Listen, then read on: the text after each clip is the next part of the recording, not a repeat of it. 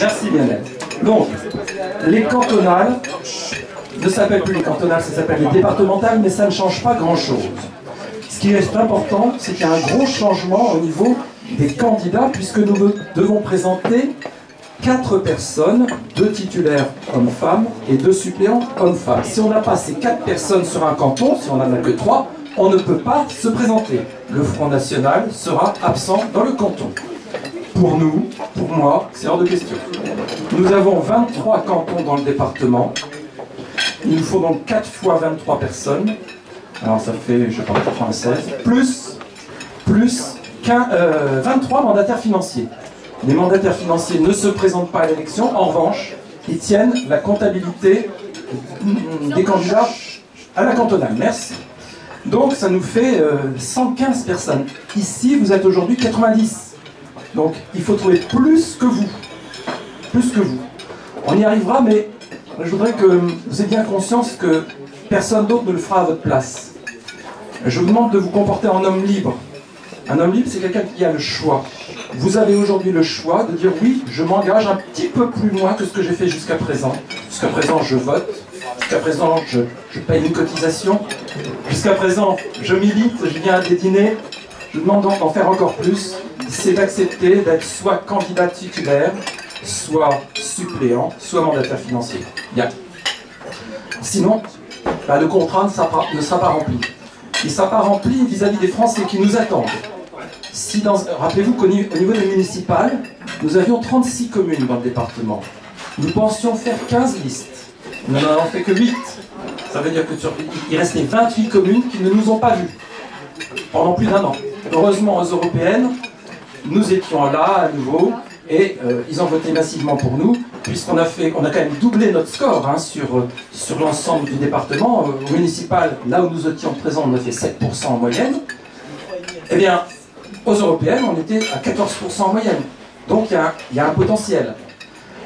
Si les Français ont voté massivement pour nous aux européennes, c'est peut-être qu'ils vont faire la même chose aux cantonales. Parce que les cantonales, pour eux, c'est peut-être pas aussi important que voter pour un maire. Le maire, c'est hyper important pour eux. Ils ont besoin de le connaître, de le voir, de l'avoir côtoyé depuis des années. Et une confiance est instaurée entre eux et le maire, et très souvent, ils revotent pour le même maire. Okay. Pour les cantonales, c'est totalement différent. Rarement, ils connaissent personnellement leur conseiller général. Donc, là, à nouveau, ils peuvent, en fait, faire appel au monde des idées.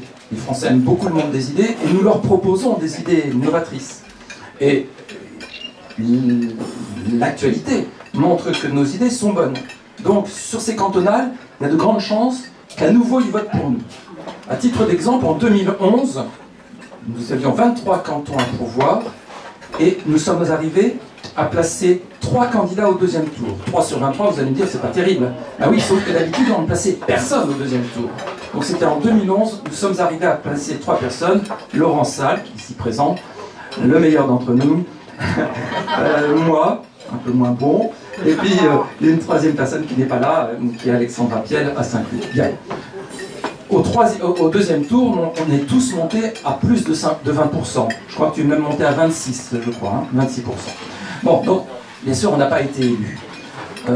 J'espère cette fois-ci qu'on va faire au moins 2 fois mieux, c'est-à-dire qu'on sera présent au 2e tour dans 6 cantons. Pourquoi 6 ? Au moins les cantons où nous avons des élus. Puisque nous avons des élus maintenant dans 5 communes, plus une 6e, puisqu'on a eu droit à un ralliement d'un jeune qui a été élu à Villeneuve-la-Garenne et qui vient de prendre sa carte du Front National. Donc on a un élu de plus. Donc nous sommes présents dans 6 communes. Et c'est vrai que bien sûr, nous sommes contre le cumul des mandats, mais on va bien sûr profiter d'avoir des élus municipaux pour les présenter au cantonal, parce qu'ils ont acquis une certaine notoriété, une certaine légitimité vis-à-vis des électeurs, mais aussi vis-à-vis du monde des médias. De sorte que ne soyez pas surpris si eux, c'est sûr, ils vont être les candidats. Mais ça fait, j'ai dit 23 cantons, 23 moins 6, il reste 17 cantons à pourvoir. Donc, j'en appelle à votre bon cœur. N'hésitez pas à aller remplir, j'ai mis à l'entrée, il y a une table ronde, j'ai mis la liste des 23 cantons. Il y a déjà des noms pour les candidats titulaires, les candidates titulaires, les suppléants, les mandataires financiers, mais il y a encore plein de cases blanches. Vous avez droit de vous présenter dans n'importe quel canton du département, quel que soit le canton que vous habitez. C'est bien sûr mieux, d'après moi, que vous vous présentiez dans un canton dans lequel vous habitez, évidemment. Mais si vous pouvez, si vous pouvez, s'il vous plaît, si vous pouvez néanmoins donc vous présenter dans un canton où vous n'habitez pas, ça n'est pas dramatique. Voilà. Le mandataire financier. Ne croyez pas que mandataire financier, ça veut dire que vous financez la campagne, pas du tout. Vous ne faites que tenir les comptes. La campagne, on a les moyens de les financer, ne vous inquiétez pas. Par contre, il nous faut une personne qui accepte d'ouvrir un compte bancaire, de signer des chèques, puis de présenter une comptabilité très simple, hein, dépenses recettes, ça pas plus loin que ça. C'est pas difficile. Mais sans ces 5 personnes par canton, eh bien, nous ne serons pas présents dans tous les cantons. Voilà. Est-ce qu'il y a des gens qui ont des arguments pour me dire « Ah non, moi j'irai pas ». Parce que si personne ne lève sa main, ça veut dire que vous êtes tous candidats, ou suppléants, ou mandataires financiers. Alors, donc est-ce qu'il y a des gens qui voient une objection une objection, pas une obsession, une objection. Une lapsus révélateur.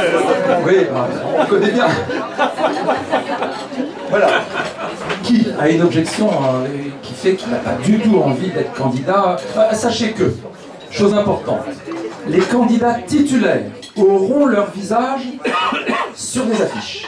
En revanche, les candidats suppléants, tu es d'accord avec moi Nicolas, n'auront pas leur visage sur les affiches. En revanche, tous les 4 auront leur prénom et leur nom sur le bulletin de vote. Mais je rappelle que les femmes peuvent mettre leur nom de jeune fille ou d'épouse, elles choisissent. Et quant aux hommes et aux femmes, ils peuvent choisir n'importe quel prénom de leur état civil. Ça, c'est si vous voulez garder un certain anonymat, je dirais, pour les suppléants. Parce que pour ceux qui ne se voileront pas la face sur les affiches, il est clair qu'ils montrent leur engagement au Front National. Les mandataires financiers, en revanche, leur nom n'apparaît nulle part. Voilà. C'est tout ce que j'avais à vous dire pour ce soir. Avec ou sans photo? Si j'ai dit la photo sur les affiches pour les titulaires. Ça ne coûte rien. Alors maintenant, les chances d'être élu. Dans le 92, c'est difficile, vous le savez. C'est un scrutin qui n'est pas juste, puisque c'est un scrutin binominal. Les 2 candidats sont élus ou pas élus. C'est pas une proportionnelle, c'est pas l'un des 2 ou les 2, non. Les 2 sont élus ou ils ne sont pas élus. Ceux qui vont atteindre le 2e tour devront être les meilleurs. Donc si on est contre le BNP ou le PS au 2e tour, même le PC, hein, parce que chez nous, le Parti communiste existe encore, si on est au 2e tour, il faut faire 51% des voix, enfin 50% plus une voix. Vous voyez à quel point c'est difficile. La chance qu'on a, c'est s'il y a une triangulaire, ou une quadrangulaire, c'est-à-dire 3 ou 4 candidats, enfin, 3 ou 4 binômes candidats. Mais pour accéder au 2e tour, c'est particulièrement difficile. Si la loi n'a pas changé, parce que ça change très souvent les lois électorales, il faut faire au premier tour 12,5 des inscrits. C'est considérable. Comme il n'y aura pas d'autres élections ce jour-là, il y aura forcément un gros abstentionnisme, parce que les cantonales, ça ne passionne pas les foules. Donc vous aurez 50% de participation. Ça veut dire qu'il faut faire 25% des votants pour accéder au 2e tour. Si personne, ou si il n'y a pas 2 binômes qui arrivent à ça, on prend simplement les 2 binômes qui ont fait le meilleur score. Donc on peut quand même accéder à ce sacré 2e tour. Il ne faut pas partir perdant, ni gagnant. Il faut travailler le terrain, comme toujours, ce que je vous ai toujours demandé de faire, et vous m'avez toujours suivi. Je vous en remercie encore. Voilà. Quelqu'un a-t-il des questions? Wow, j'ai été super clair. Bien. En tout cas, la motivation, je pense que Nicolas B a su vous la donner. Si vous venez au congrès, et je vous recommande chaleureusement d'y venir, vous repartirez complètement boosté. Moi, j'organise un covoiturage, il est quasiment plein. Donc, si d'autres personnes ont l'intention de s'y rendre en automobile dès le samedi matin, en partant vers 4h30 du matin, nous y serons vers 9h30. Donc, on pourra entrer au congrès. Dites-le moi, de façon à ce que je puisse dire oui, il y a une voiture de disponible, et dans ce cas-là, on arrive à, moi par exemple, ça va être 40 € l'aller-retour. Bon, attention, là-bas, il faut bien sûr une nuit d'hôtel, sauf si vous connaissez des gens qui vous accueillent. Et puis il y a l'inscription au congrès lui-même, qui va être de l'ordre de 10 €, si je me rappelle bien. Donc c'est pas très cher, mais il y a des repas, alors ça fait tout de suite un peu plus cher. Bref, il y a un budget à consacrer à ça, mais sachez-le, c'est vraiment revigorant. Allez-y, franchement, ça vaut le coup. En tout cas, merci. Et puis donc, rendez-vous sur le papier, d'abord là-bas, pour vos noms. Quelques petits euros pour payer le vin.